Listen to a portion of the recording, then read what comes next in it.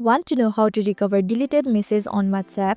You would want to recover deleted messages on WhatsApp, as recovering deleted messages helps to clarify misunderstanding or disputes. Hello everyone, I'm Jasmine from Online Help Guide, and today I'll walk you through the process of how to recover deleted messages on WhatsApp. It's pretty simple and quick, so let's get started with the video. Firstly, open the WhatsApp app on your screen. Then tap on the three-dot icon at the top right corner of your screen. A menu will appear. Tap on the settings option at the bottom. Likewise, there are multiple options. Tap on the chats option right above the notification option.